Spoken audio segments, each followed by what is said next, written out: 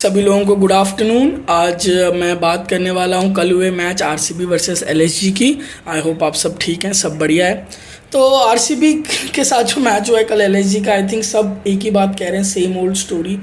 और अगर आप मैच देखें तो आपको वही रियलाइज, मतलब एक एक चीज़ है, जैसे हर एक टूर्नामेंट होता है, हर एक साल ही टूर्नामेंट होता है और हर एक टीम अपने अपने तरीके से परफॉर्म करती है। कोई किसी का सीज़न अच्छा जाता है, किसी का सीज़न बुरा जाता है, कोई टॉप 4 में क्वालिफाई करती है, कोई नहीं करती है।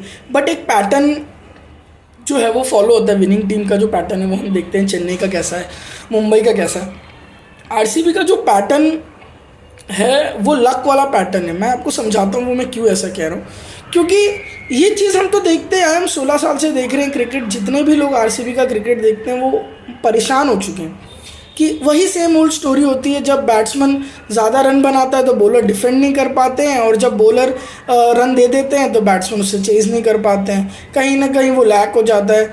जब उनका बैटिंग यूनिट बहुत अच्छे से चला था जिस सीज़न में, उस सीज़न में आप लग मान लीजिए कि ठीक है उनका चेज़ नहीं हो पाया उस तरीके से। But apart from 2016 season where Virat Kohli scored 4 centuries, there is not any season जब आप आरसीबी को देखें और आपको लगेगा कि वाह, कि हाँ यार ये सीज़न तो लग रहा है कि एकदम डिफरेंट होगा। क्योंकि प्रॉब्लम बॉलिंग यूनिट या प्रॉब्लम बैटिंग यूनिट में नहीं है, प्रॉब्लम मैनेजमेंट में।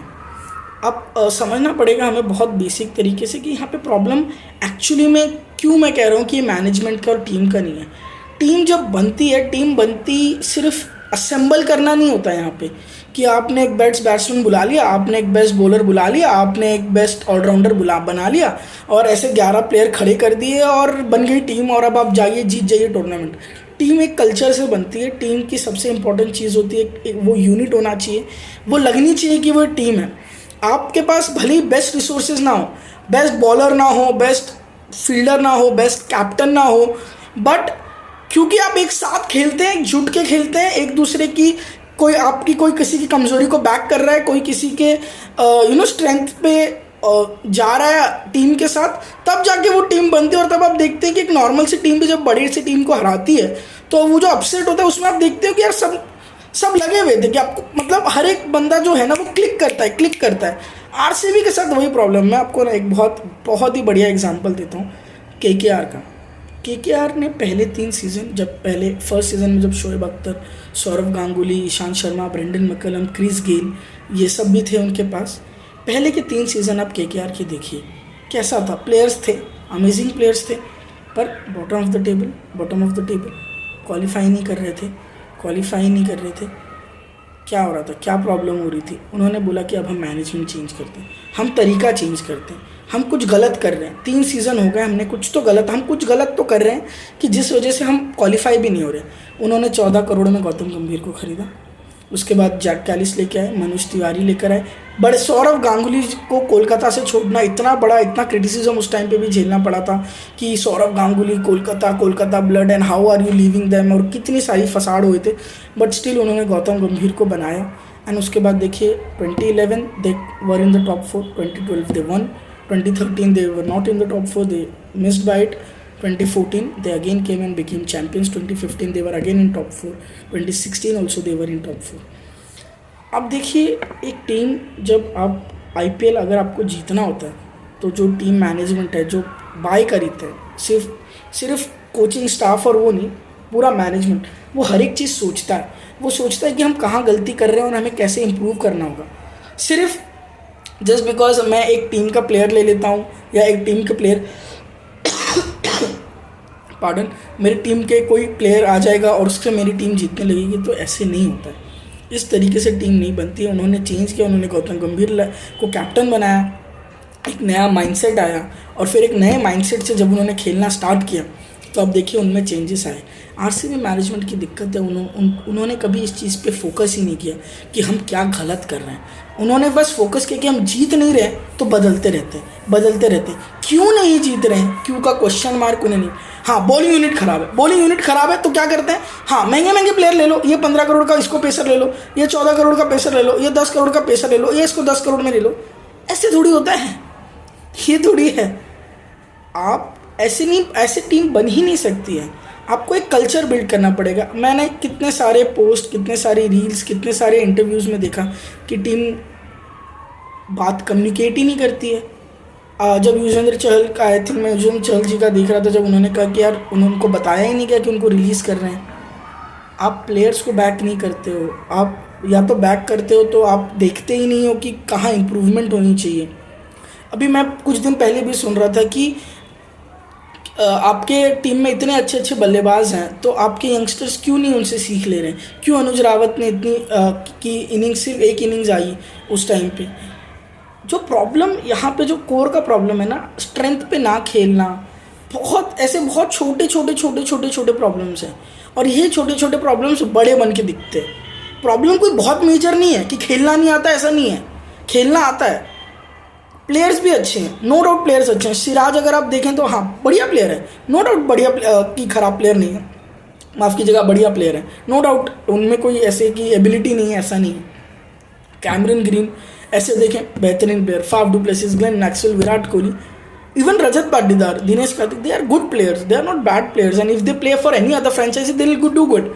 And the reason they will good is because the environment, because the freedom, because they understand कि भाई सामने वाला इंसान कब डिलीवर कर सकता है, कौन से सिचुएशंस में डिलीवर कर सकता है। ये सारी चीज़ें होती है। आप खाली एक प्लेयर को 15 करोड़ में खरीदो और कहो कि भाई अब तुझे जिताना, तुझे खरीद लिया मैंने 15 करोड़ में, तू है अब मेरा मैच विनर, अब तू मुझे जिताएगा सारे मैचेस, ऐसे थोड़ी होता है। आपको 20 लाख रुपए वाला बॉलर, 50 लाख रुपए वाला बैट्समैन भी आपको टूर्नामेंट के इतने ऐसे ऐसे मैचेस जिताएगा कि आप सोच नहीं सकते हो। इट्स जस्ट कि आप वो इन्वायरमेंट, वो फ्रीडम, वो कल्चर आप बिल्ड करें। ये साल भी आरसीबी तो कप नहीं जीतेगी, इसकी तो अब गारंटी मैं दे सकता हूँ आपको, क्योंकि अगेन जीतने के लिए वो कल्चरल शिफ्ट लाना पड़ेगा, वो शिफ्ट लाना पड़ेगा। वो शिफ्ट ऐसे ही नहीं आ जाता है, वो बहुत ज़रूरी है कि आप उस चीज़ को बदलें। आप एक इन्वायरमेंट पहले क्रिएट करें, एक टीम क्रिएट करें पहले, और उसके बाद कोर प्लेयर्स को आप रिटेन नहीं करते हो। देवदूत पडिक्कल का इतना बेहतरीन आरसीबी सीजन रिटेन नहीं किया। युजवेंद्र, मुझे आज तक नहीं समझ में आया युजवेंद्र चहल को कैसे आरसीबी ने लेट गो कर दिया, क्या थॉट प्रोसेस था उसके पीछे, मैं नहीं समझ पा रहा हूँ, मुझे बिल्कुल आइडिया नहीं है। अकेला इंसान जिसने चिन्नस्वामी में हाईएस्ट विकेट टेकर है, कैसे आपने लेट गो कर दिया? अब क्यों इंडियन बैट्समैन को बैक नहीं कर रहे हो? अब क्यों जब ऑक्शन में जाते हो तो आपका क्लैरिटी नहीं होता कि मेरा नंबर 5 कौन होगा? आपका क्लैरिटी क्यों नहीं होता मेरा नंबर 6 कौन होगा? अब जब आपका कैंप लगता है 1 महीने पहले, तो आप क्यों नहीं एक प्लेयर उस वक्त बनाते हो? शहबाज अहमद ने इतने अच्छे मैचेस जिताए आरसीबी में, दिनेश कार्तिक के साथ मिलकर उन्होंने उनको भी रिलीज़ कर दिया। मेरे लिए बहुत सारी चीज़ें बैफलिंग है आरसीबी के लिए। मुझे ऐसा लगता है जो लोग उनके लिए परफॉर्म करते हैं वो उनको बैक नहीं करते, उनको रिटेन नहीं करते। और क्योंकि इस दाग से बचने के लिए कि लोग उन्हें बार बार क्वेश्चन करें कि आप क्यों नहीं बैक करते हैं, तो आप उन प्लेयर्स को बैक करने चले जाते हैं जो प्लेयर में शायद उतना पोटेंशियल नहीं है, या उन्होंने अब तक उतना वैसा परफॉर्मेंस नहीं दिया जैसा उनसे एक्सपेक्टेड है। सेकेंडली, मैं इसलिए आरसीबी पे मैंने इसलिए ज़्यादा फोकस किया क्योंकि वही सेम स्टोरी, और ये नहीं बदलेगी, आगे के 10 साल भी नहीं बदलेगी अगर मैनेजमेंट चेंज नहीं होता है, अगर उनका खेलने का तरीका, उनका मैनेज करने का तरीका चेंज नहीं होता है। और वो चेंज होगा जब आप के जो कोच हैं, आपके जो हेड कोच, ये कोई ऐसे लोग आएंगे जो समझते हैं टीम कल्चर को, जो समझते हैं टीम इन्वायरमेंट को, जो समझते हैं कि सिर्फ ऐसे कप नहीं जीता जाता है, ये प्रोसेस है। जैसे कि मैंने कहा, ये प्रोसेस होता है। आप चेन्नई, मुंबई ये जीते क्यों? क्योंकि वो एक प्रोसेस है। आप 3-3 हार, 4-4 हार के बाद भी इन टीम को पैनिक करते हुए नहीं देखते हैं, आप हड़बड़ी नहीं देखते हैं, आप टीम में 50 चेंजेस नहीं देखते। क्यों? क्योंकि वो रियलाइज़ करते हैं कि मुझे इस आदमी में पोटेंशियल पता है और वो आदमी को कहाँ खिलाना है। अभी मैं नवजोत सिंह सिद्धू जी का सुन रहा था, वो कह रहे थे कि मैक्सवेल को 10 ओवर से पहले आना ही नहीं चाहिए क्योंकि वो उनका स्ट्रेंथ ही नहीं है। एग्जैक्टली, हमने भी देखा है Maxwell is a lethal batting option, but कितनी बार उन्होंने टॉप 10 पे 2 विकेट पे आके रन बनाए। ऐसा नहीं वो बना नहीं सकते, बट क्या वो उनकी स्ट्रेंथ है? क्या वो एक्चुअली इसलिए जाने जाते हैं? या वो इसलिए जाने जाते हैं कि अगर आप 50 पे 3, 60 पे 3 या 70 पे 3 और 10 के बाद, तो फिर वो जब आएंगे, जब ज़्यादा कुछ नहीं होगा, तो वो जाके हिटिंग करेंगे। तो मुझे ऐसा लगता है कि बहुत ज़रूरी है कि आप एक टीम इन्वायरमेंट पहले क्रिएट करें। आप समझें कि प्लेयर का स्ट्रेंथ क्या है और उसको उसकी स्ट्रेंथ के हिसाब से खिलाएं। कौन डेथ बॉलर है, कौन नहीं है, किसमें क्षमता है डेथ बॉलर बनने की, तो उसे डेथ बॉलर बनाएं। प्लेयर बनाना कितना ज़रूरी है। आपने विराट कोहली अगर छोड़ दिया जाए और मोहम्मद सिराज को छोड़ दिया जाए तो आपने कितने प्लेयर बनाए? आप हार्डली आपने कोई प्लेयर बनाया। आपको प्लेयर बनाना पड़ेगा। आपको उसको स्ट्रेंथ, आपको उसको फ्रीडम देनी पड़ेगी।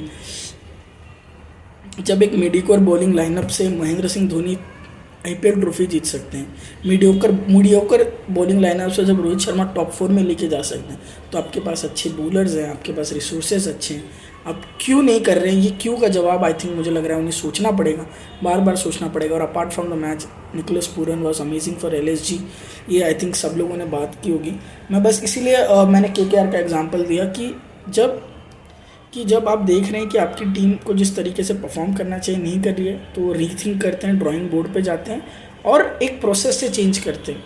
अभी भी मुझे लगता है अगर वो नेक्स्ट 3 साल में आईपीएल की ट्रॉफी जीतना चाहते हैं, next 3 years, I still think there is a lot of need of improvement. बहुत सारी जगह हैं जहाँ इम्प्रूवमेंट की ज़रूरत है, और अगर वो कल्चरल शिफ्ट करना स्टार्ट करेंगे तो मैं डेफिनेटली कहता हूँ अगले 3 साल में आप आरसीबी को एक कप जीतता हुआ देख सकते हैं। मैं ऑप्टिमिस्टिकली और होपफुल होकर सिर्फ ऐसे नहीं कि ये नहीं कहना चाहता हूँ कि अगले साल ही जीत जाएंगे, 3 साल में भी जीत सकते हैं, अगले 3 साल में। इट्स जस्ट कि आप देखें आप किस तरीके से आप एक इंसान को हाथ खड़ा करना पड़ेगा हर मैच में और कहना पड़ेगा मैं आपको बेल आउट करने वाला हूँ। और वो सिर्फ विराट कोहली का काम नहीं होना चाहिए, और ना होना चाहिए।